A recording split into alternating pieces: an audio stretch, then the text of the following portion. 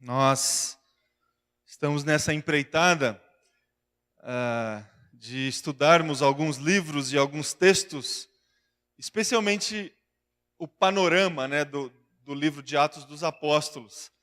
Hoje é o nosso último encontro, a nossa última mensagem debaixo dessa série que propomos à igreja.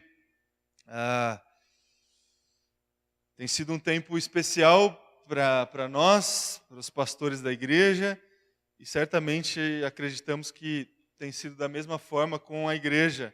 Poder retomar alguns textos, retomar algumas histórias, algumas experiências que servem para nós como ensinamentos, desafios. A gente respeita, obviamente, o distanciamento que temos na história, com os textos que lemos, com os personagens, com os apóstolos primeiros, mas a palavra de Deus tem essa beleza, essa riqueza de, apesar do distanciamento histórico, a gente conseguir extrair ensinamentos muito próximos da nossa realidade, desafios bem presentes diante daquilo que nós vivenciamos no nosso dia a dia. E a gente tem feito isso, nós temos tentado fazer esse exercício de extrair aplicações para a nossa vida cristã a partir da leitura dos Atos dos Apóstolos. Então, vamos ler o texto. A gente vai ler do capítulo 21. A gente entra a partir do versículo 37 e a gente vai entrar no capítulo 22 e a gente vai terminar no versículo de número 21.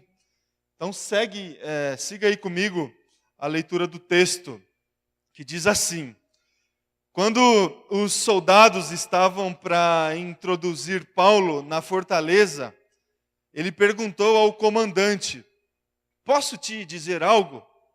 "Você fala grego?" perguntou ele. "Não é você o egípcio que iniciou uma revolta e há algum tempo levou 4.000 assassinos para o deserto?" Paulo respondeu: "Sou judeu, cidadão de Tarso, cidade importante da Cilícia. Permita-me falar ao povo."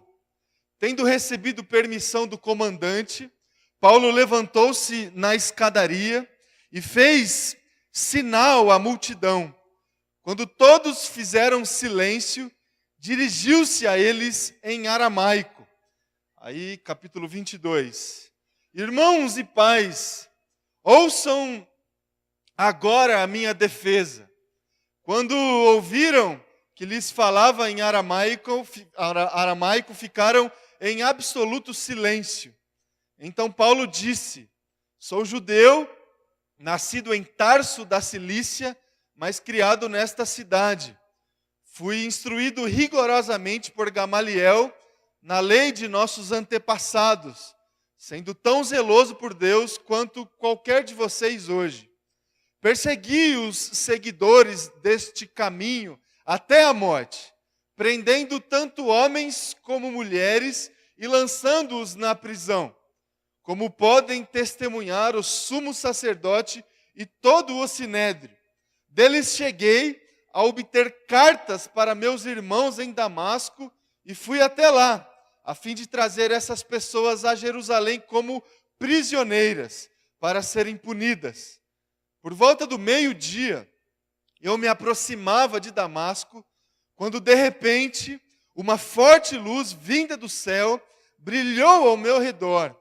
Caí por terra e ouvi uma voz que me dizia: "Saulo, Saulo, por que você me persegue?" Então perguntei: "Quem és tu, Senhor?"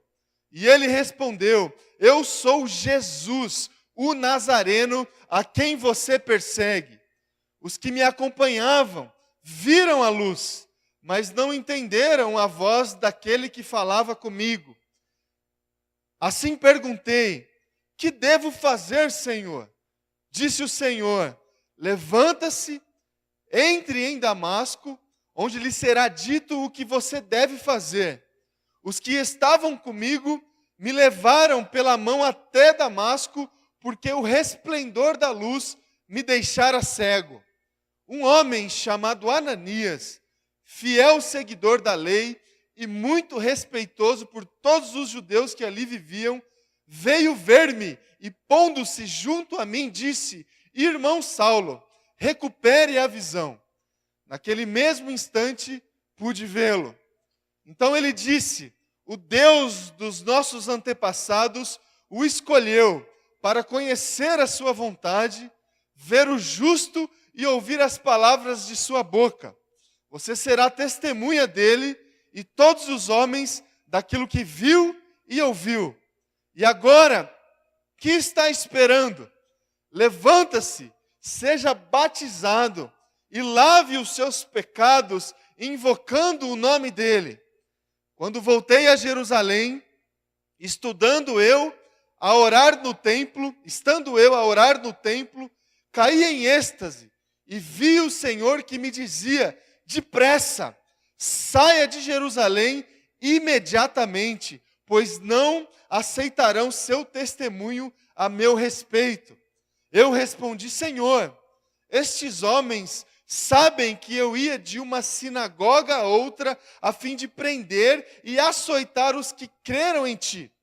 E quando foi derramado o sangue de sua testemunha, Estevão, eu estava lá, dando minha aprovação e cuidando das roupas dos que o matavam.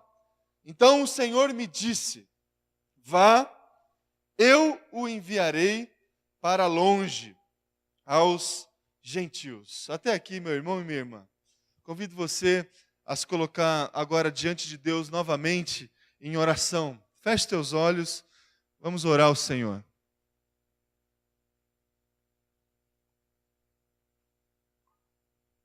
Senhor Deus, Pai, nós estamos agora diante da Tua palavra, diante, Deus, da riqueza que encontramos diante da reflexão da palavra. E a oração que nós fazemos, Deus, é que o Teu Espírito Santo, Pai, possa gerar em nós o verdadeiro entendimento, Deus, da Tua vontade. Que o Teu Espírito Santo se revele a nós através da leitura e exposição da Tua palavra, que nós possamos, Deus, entender a Tua vontade, encher o nosso coração de esperança pela reflexão da palavra, Deus, que só a Tua voz, Deus, consiga ser identificada essa manhã aqui nesse lugar, Deus, que seja assim. Essa é a nossa oração, em nome de Jesus. Amém.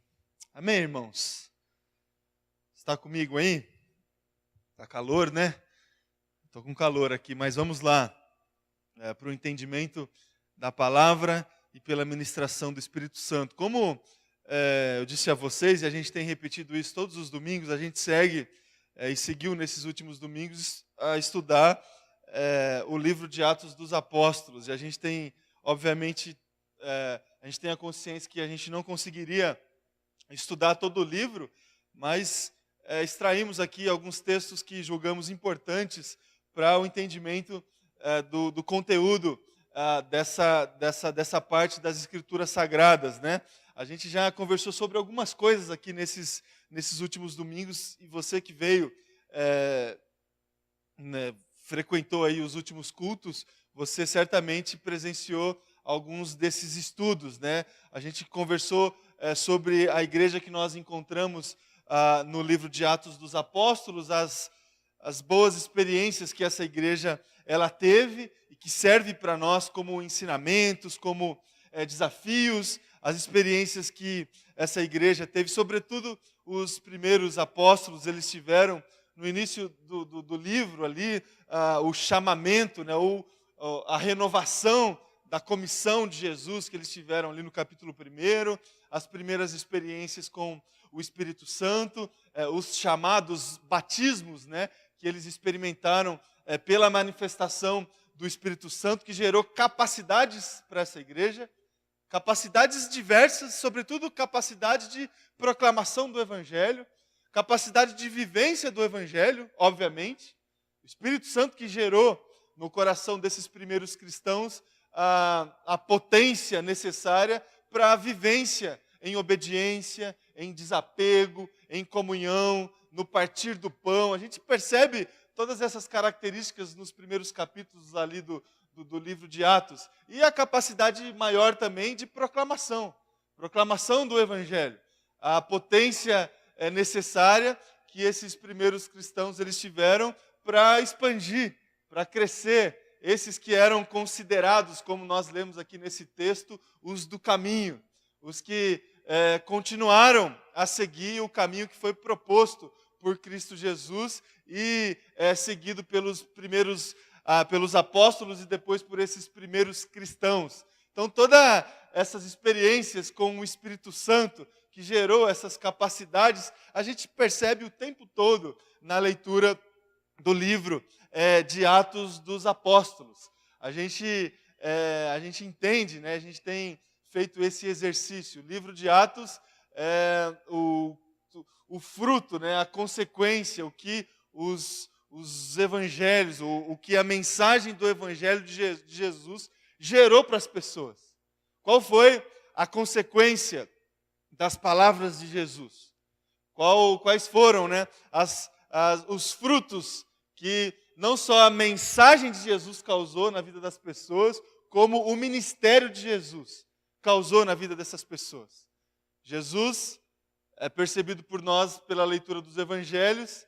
Ele veio, esteve aqui entre nós e entre esses apóstolos e essas pessoas, com uma mensagem no coração, e proclamou essa mensagem, vivenciou essa mensagem e o cumprimento das promessas da lei do Senhor, esteve entre as pessoas, e diversas experiências nós conhecemos, experiências de milagres, de embates, de conversas com os judeus, os samaritanos e tantos outros povos que viviam ali naquela época.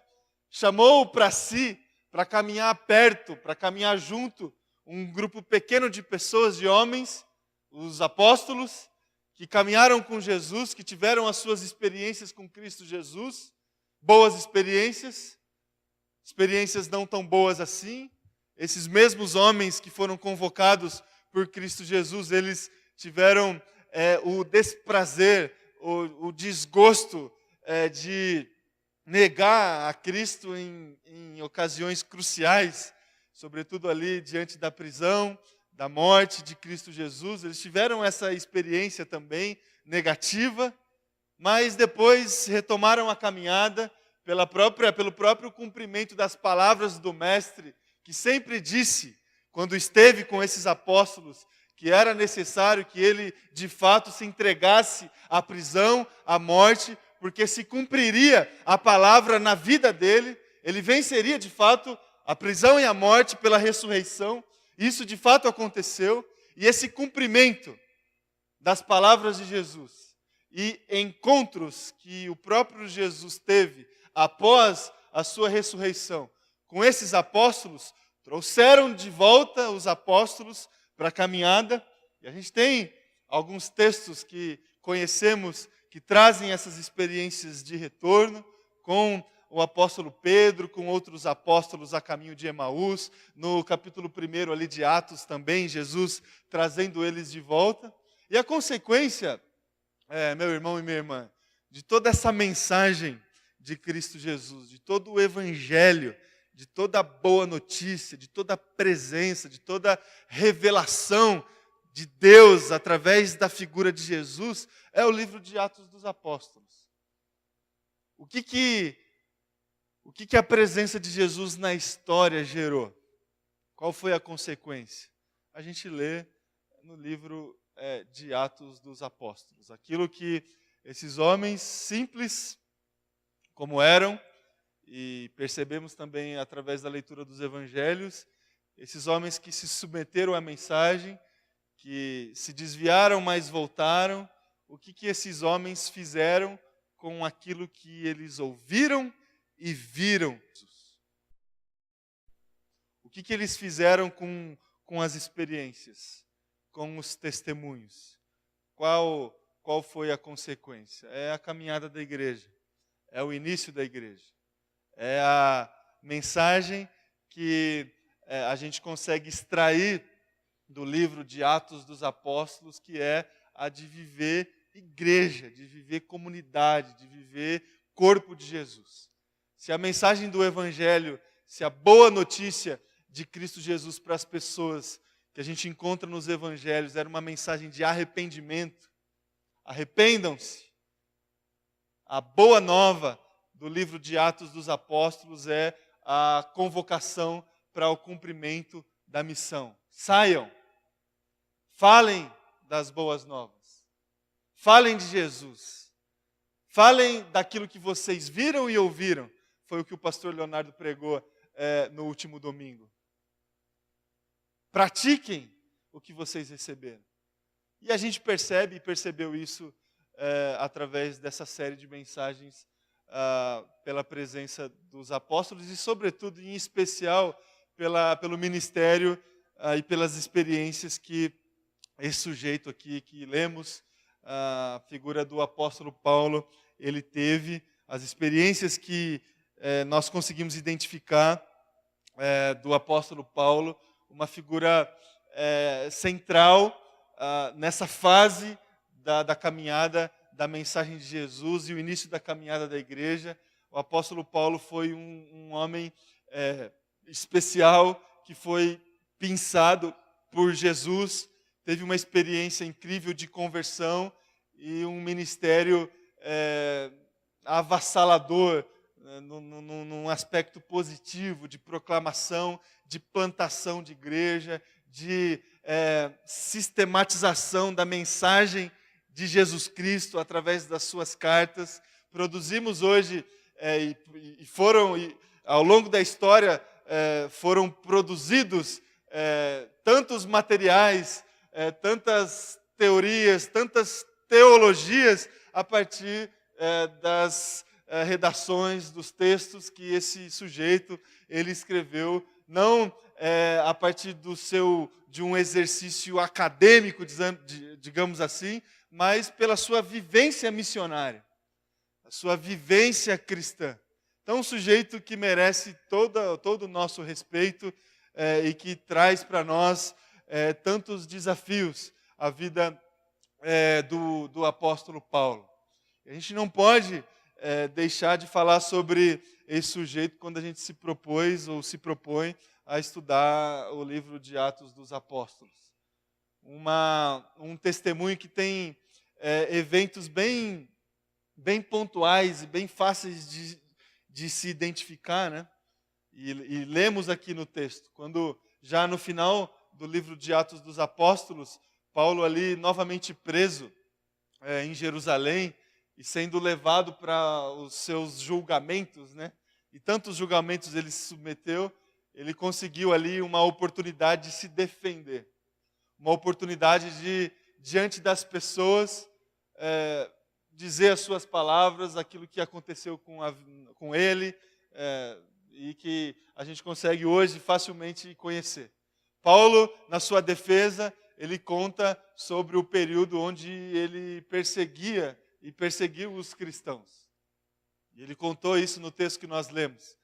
E identificamos isso no livro de Atos dos Apóstolos e em outras mensagens que trouxemos aqui para vocês. Como que ele andava de casa em casa, e aí não para proclamar o evangelho, mas para dispersar os cristãos, para persegui-los, para açoitá-los, para de alguma forma abafar o caminho, abafar esse movimento que, conduzido pelo Espírito Santo, obviamente não teria como isso acontecer, mas pela resistência de muitos judeus e do Paulo também, gerou muita perseguição ali no primeiro século, e Paulo fez parte desse movimento de perseguir esses primeiros cristãos. Então tem essa passagem aí da história do Paulo, e uma segunda experiência que ele teve, e que ele conta aqui também, em Atos capítulo 21 e 22, é a experiência da sua conversão. A experiência marcante que ele teve, uma obra exclusiva de Deus. Paulo não foi objeto de nenhuma ação missionária dos apóstolos, por exemplo. Paulo não foi alvo da mensagem dos apóstolos. Paulo foi alvo do Espírito Santo de Deus. O próprio Deus pregou o evangelho para o Paulo na sua viagem ali a caminho de Damasco. E caiu do cavalo, né? A expressão que a gente usa até hoje, e teve uma experiência de transformação completa, uma conversão de caminhada, de objetivos de vida. E é interessante, irmãos, como o Evangelho causa isso nas nossas vidas, e mais tem testemunhos que são mais claros assim, né? Paulo, ele como que, sabe, uma imagem invertida, sabe? Você tem uma imagem preto e branco. Com a utilização de alguns programas de computador, você pode ter a mesma imagem branco e preto, sabe? Você pode inverter. Aconteceu isso na vida do apóstolo Paulo. Tudo aquilo que ele fazia contra o evangelho, toda a movimentação desse sujeito contra a mensagem de Cristo, a partir da sua conversão, do seu encontro com Jesus Cristo, ele continuou fazendo as mesmas coisas, mas a favor de Jesus Cristo. Ele continuou indo de casa em casa, ele continuou muito zeloso às leis, às escrituras, tanto é que produziu muita coisa. Ele continuou com o coração ardendo pela adesão de um certo movimento. Até então ele era completamente militante na causa de perseguir os cristãos, e de repente ele virou um grande militante na causa de proclamação da mensagem cristã. Então Paulo, ele inverteu as coisas. A base agora mudou, a transformação aconteceu no coração, e a vida dele mudou, não assim, ele não passou a ter outras práticas, assim, mas o conteúdo mudou, a motivação mudou. Isso nos ensina muita coisa, meu irmão e minha irmã. Nos ensina muita coisa. A experiência de conversão do apóstolo Paulo, ela ensina para nós muitas coisas. Porque às vezes a gente acha que a experiência de conversão deve gerar em nós uma mudança de estética, por exemplo, uma mudança de cultura, uma mudança de questões mais pessoais, de identidade. E a gente aprende com o apóstolo Paulo que a mudança que o Espírito Santo de Deus gera em nós, através de uma experiência de conversão, de confronto com Deus, é uma mudança interior, uma mudança de motivação, uma mudança de coração, uma mudança de propósitos de vida. Foi isso que aconteceu com o apóstolo Paulo. Ele mudou a sua vida completamente, mas a mudança aconteceu no coração, com essa experiência de conversão. E uma última parte do ministério desse sujeito é a sua prática missionária cristã, a forma como ele, depois da sua conversão, ele se comportou, ele se postou diante da vida, diante das pessoas, recebendo um chamado, e o chamado que ele recebeu foi um chamado específico. Ele foi usado justamente para romper as barreiras religiosas e culturais da época, e expandiu a mensagem do reino aos gentios, e foi dessa forma que ele terminou a sua defesa na leitura do texto que nós fizemos aqui do capítulo 22. O chamado de Jesus Cristo para o apóstolo Paulo foi específico. Você vai pregar o evangelho aos gentios. E de fato isso foi feito. E a gente percebe toda essa dinâmica, essas experiências ao longo de todo o Novo Testamento, meus irmãos. Aí não somente no livro de Atos dos Apóstolos, mas as cartas que ele escreveu, as experiências que ele teve com as igrejas que ele plantou ou cuidou depois. Então o apóstolo Paulo traz para nós testemunhos, desafios enriquecedores assim, para a nossa vida cristã. A gente olha para a história dele e a gente percebe como Deus foi e é, obviamente, mas como Deus foi soberano em toda essa história. Como Deus direcionou todos os passos desse homem. Como a soberania de Deus, ela é facilmente identificada quando nós olhamos para as experiências e para o testemunho do apóstolo Paulo. Deus esteve com esse homem o tempo todo. O tempo todo. Desde a sua conversão, que foi obviamente fruto exclusivo da soberania de Deus.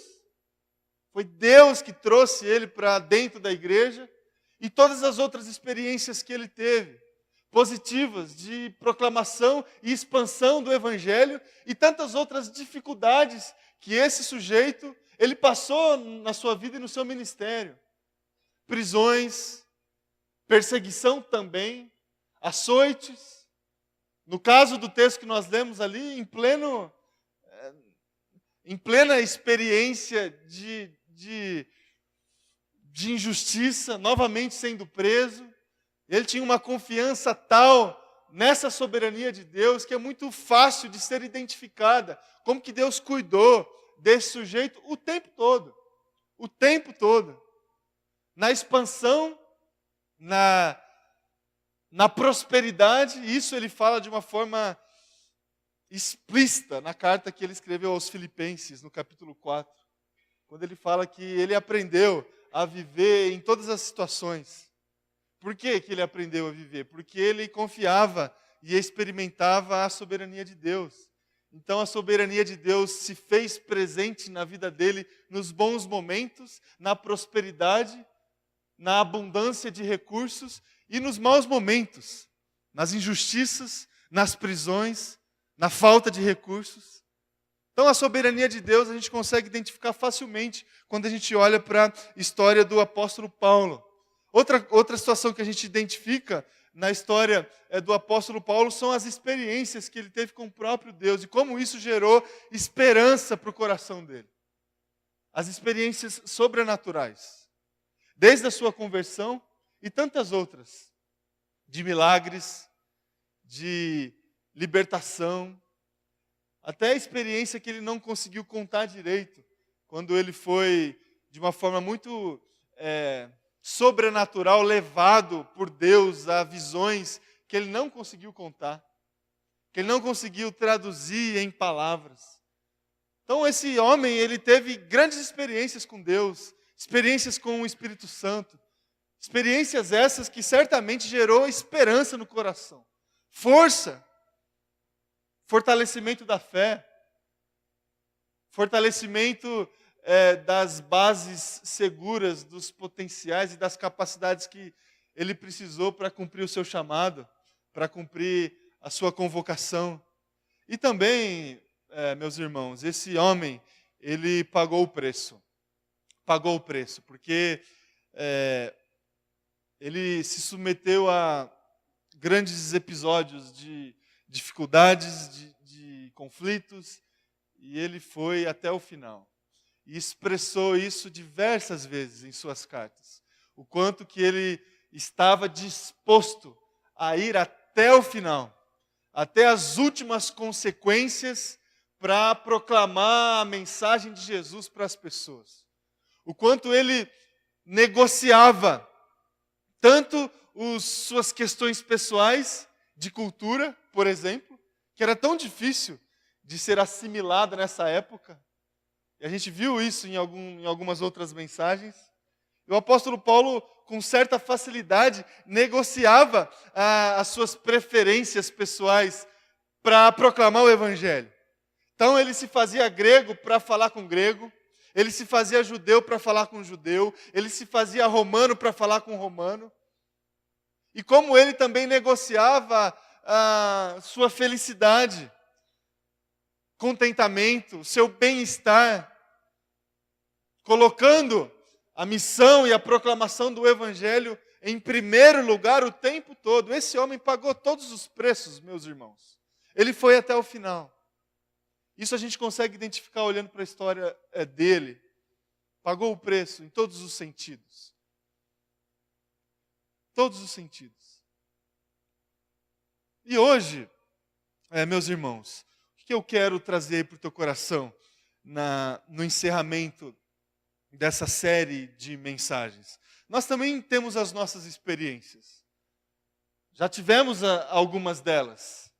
Nós já, pela misericórdia de Jesus Cristo, nós, de alguma forma, recebemos o Evangelho, a boa nova da salvação.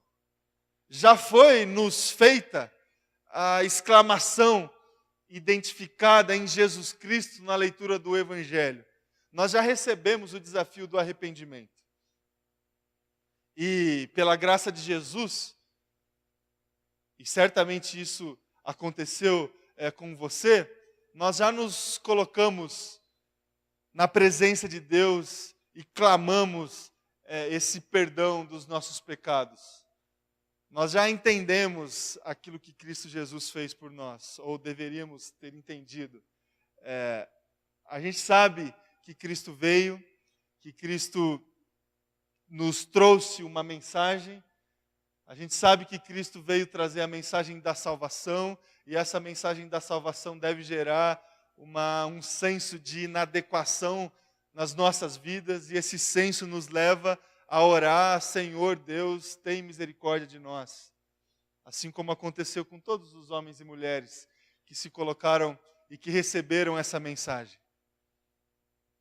A gente se coloca diante de Jesus inapto, sem visão, como de uma forma objetiva aconteceu com o apóstolo Paulo. E essa é a nossa experiência de conversão. Já recebemos o Evangelho, meus irmãos. E a reflexão que eu gostaria que fizéssemos essa manhã é a seguinte: o que essa recepção, o que essas experiências que tivemos e que certamente continuaremos a ter com Jesus, pela presença do Espírito Santo, o que isso tem gerado na nossa vida? Quais são os atos, e agora não só dos apóstolos, mas quais são os nossos atos? Se escrevêssemos um livro, ou uma redação qualquer, contando para as pessoas, a partir das experiências que nós tivemos com Cristo Jesus, o que aconteceu na nossa vida, qual seria o conteúdo desse texto? Qual seria o seu livro, meu irmão e minha irmã, de atos? Quais foram os seus atos? Quais são os seus atos? Quais são as consequências das experiências que você teve com Jesus Cristo? A soberania de Deus, ela é facilmente identificada na sua vida hoje.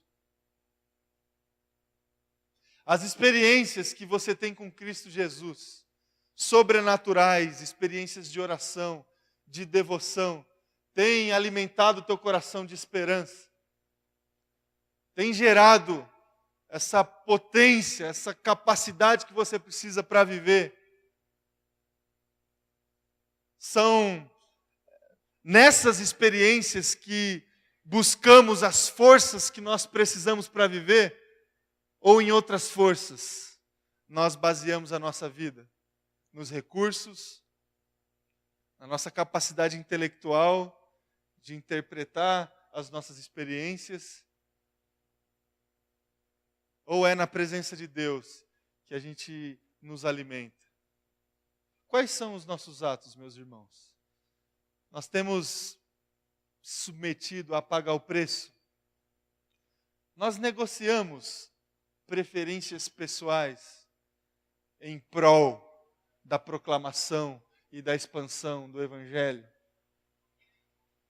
Nós negociamos certa felicidade, certas experiências de contentamento, de bem-estar em prol da proclamação e da expansão da Igreja de Jesus? Quais são os nossos atos? Pensemos, meus irmãos, sobre isso essa manhã. Coloquemos a nossa vida, a nossa fé diante de Jesus, e que essas reflexões gerem aí no nosso coração um temor, uma submissão maior àquilo que Cristo Jesus pode e quer fazer na nossa vida em primeiro lugar e através das nossas vidas. Porque a mensagem continua sendo proclamada. Os atos dos apóstolos hoje são atos de tantos outros cristãos, de tantas outras pessoas como eu e você, que tiveram um encontro com Jesus, que se converteram, que transformaram as suas vidas mais no interior, no coração, e que seguem o caminho, que seguem esse caminho de Jesus. E a igreja continua crescendo, as pessoas continuam chegando, as pessoas continuam recebendo a mensagem de Jesus.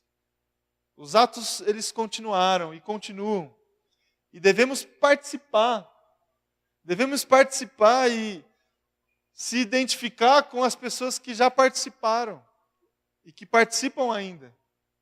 E graças a Deus, meus irmãos, que a gente tem hoje o privilégio, a liberdade, a beleza, a possibilidade de olhar para essas histórias, para a Bíblia, para as Escrituras Sagradas e trazer referências para nós. A gente precisa de referências. Porque senão a gente não consegue identificar o que a gente precisa fazer. E o apóstolo Paulo é uma grande referência. Uma grande referência. E ele não está distante de nós, irmãos. Ele não está distante de nós. Às vezes a gente olha para pessoas como o apóstolo Paulo com um olhar muito idealista, que distancia, né, as realidades, como se a gente não conseguisse experimentar certas coisas, como se aquilo que o apóstolo Paulo experimentou estivesse tão distante da nossa realidade. Irmãos, se você estudar a biografia do apóstolo Paulo, você vai se identificar tantas vezes. Romanos, capítulo 7, você conhece esse texto? Quando o apóstolo Paulo chega a escrever o seguinte: aquilo que eu quero fazer, eu não faço. E aquilo que eu não quero fazer, esse eu faço o tempo todo. Irmãos, essa luta quase que esquizofrênica que o apóstolo Paulo ele teve o tempo todo no seu ministério é a luta que nós temos com o nosso pecado todos os dias. Todos os dias. De lutar contra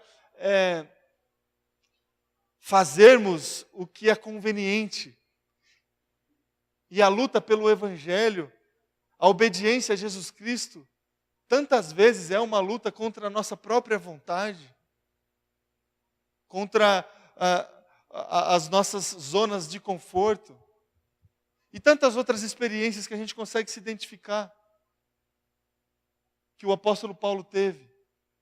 E eu quero terminar, irmãos, essa reflexão e a série também que propomos a vocês de estudarmos o livro de Atos dos Apóstolos, trazendo para o teu coração e para o meu coração duas situações que podem nos ajudar a vivenciar essa continuidade da mensagem de Jesus e do testemunho dos apóstolos nas nossas vidas. Hoje somos os que devem perseverar e continuar o movimento que se iniciou no primeiro século. Temos essa responsabilidade, irmãos. Temos essa responsabilidade. É óbvio que Jesus Cristo é soberano. O nosso Deus é soberano. E quando Ele quer trazer alguém para o seio da sua igreja, Ele vai fazer. Ele vai fazer. Mas a responsabilidade também é nossa.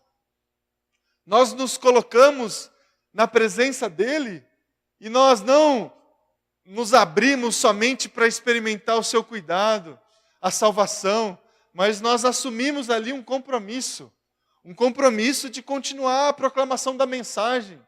Recebemos uma convocação.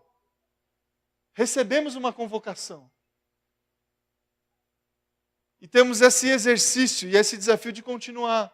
E para te ajudar, para me ajudar, eu queria que a gente entendesse duas situações que muito forte, foi muito marcante no discurso que o apóstolo Paulo fez no texto que nós lemos ali do capítulo 21 e 22, quando ele defendeu as suas experiências e de alguma forma defendeu o seu ministério. O primeiro exercício que nós temos, o desafio que eu queria trazer para o teu coração, é que a gente deve, meus irmãos, marcar na nossa história a nossa experiência de conversão. A nossa experiência de conversão, de transformação. A gente percebe isso a partir do verso 4 até o verso 10 do texto que nós lemos, o apóstolo Paulo trazendo como base da sua defesa, do seu discurso, a sua experiência de conversão.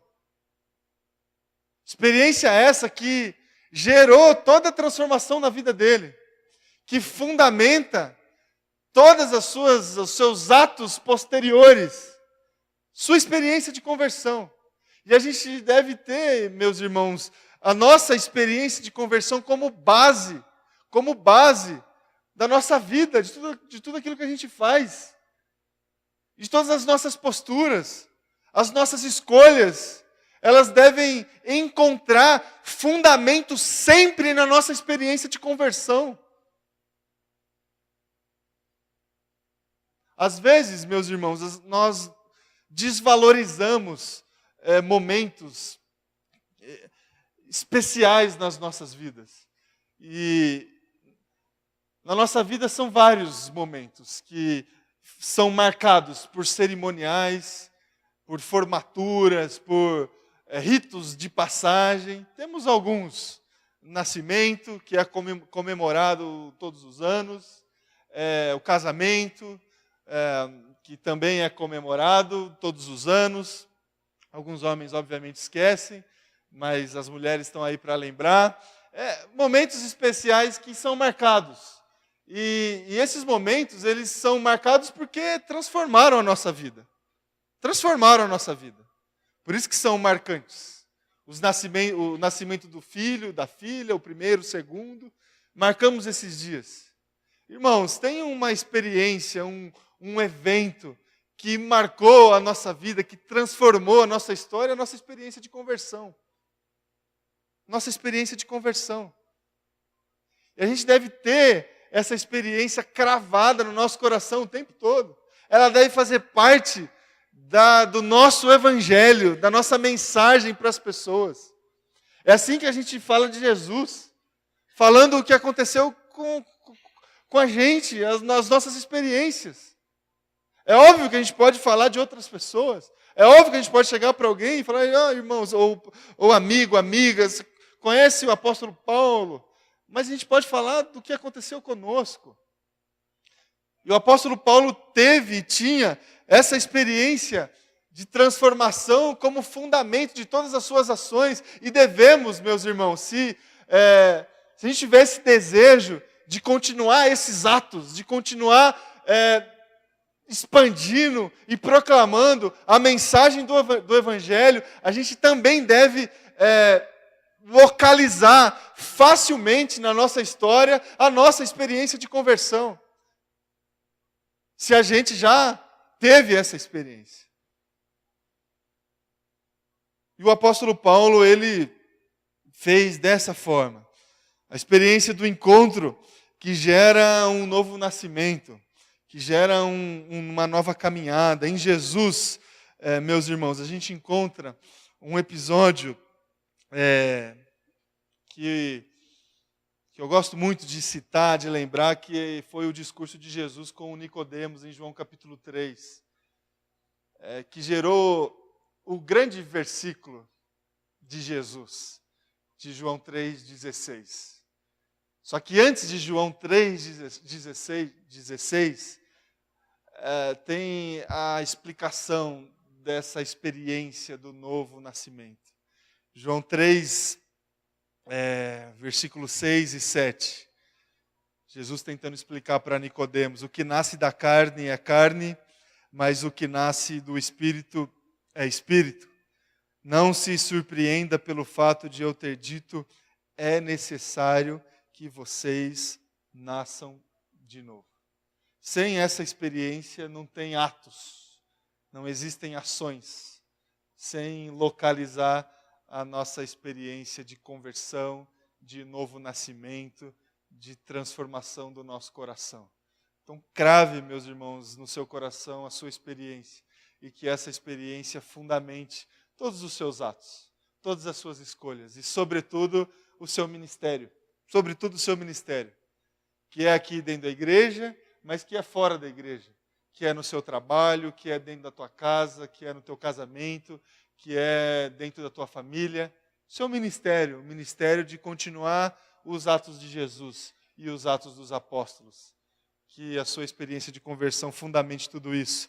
E em segundo e último lugar, o que a gente percebe facilmente, olhando para as experiências do apóstolo Paulo e que serve para nós como desafio, é a simples obediência ao chamado que o apóstolo Paulo se submeteu o tempo todo, no discurso de defesa que fez no texto que nós lemos, ele disse isso o tempo todo, como ele se submeteu e obedeceu. Ele teve um encontro com Jesus e já nesse encontro, ele já recebeu direcionamentos, vai para tal lugar, você vai encontrar tal sujeito, e ele foi, e obedeceu, e a partir daqui, ele passou a ter uma vida de completa obediência, a não somente o chamado macro de Jesus, de Atos capítulo 1, de Mateus 28, de proclamar o Evangelho, de fazer discípulos de todas as nações. Mas ele obedeceu os simples chamados, simples direcionamentos. Vai para aquela cidade, entra naquela casa, tome certa decisão. Obediência ao chamado. E se a gente quiser, meus irmãos, se for objetivo nosso seguir os passos de Jesus, continuar os atos dos apóstolos, experimentar os frutos da mensagem do Evangelho nas nossas vidas, a gente precisa se submeter, obedecer. A obediência que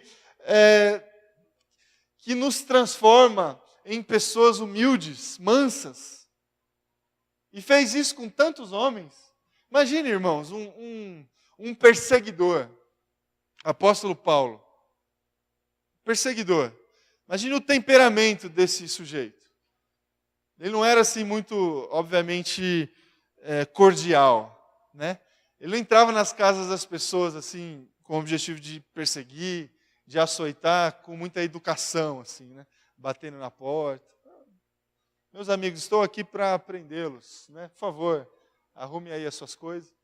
Eu imagino um sujeito agressivo, com um temperamento descontrolado, sem muito pudor. E, de repente, esse sujeito se submeteu, obedeceu, se transformou a tal ponto de mudar, não sei se temperamento, mas controlá-los. Colocar todas essas questões no altar de Jesus em obediência, em submissão. Isso deve acontecer nas nossas vidas também, meus irmãos. A obediência que pregamos e que ensinamos não é só a macro-obediência de, na medida do possível, ter uma vida cristã ali, falando, se relacionando com as pessoas, tendo uma certa vida de oração, tendo uma certa vida de frequência numa comunidade religiosa. Não, uma obediência que interfere em todos os detalhes das nossas vidas. De percebermos desvios de comportamento, de postura, e submeter todos eles no altar de Jesus em obediência. Em obediência. O Evangelho deve gerar isso em nós. Deve gerar isso em nós. E, obviamente, obedecer a grande convocação de Jesus. De falar, de discipular, de ensinar, de compartilhar. Hoje em dia a gente compartilha tanta coisa. A gente, às vezes, compartilha até informação que nem verdade né? Nas redes aí, internet e tal.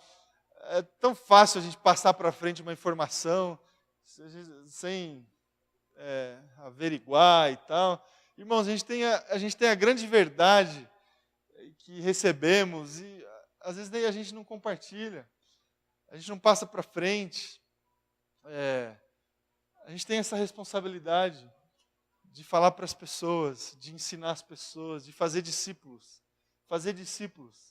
Não só de atrair audiências, não apenas atrair interessados, curiosos, porque eles estão o tempo todo na história da igreja, os curiosos, a multidão, as audiências, mas o objetivo é fazer discípulo,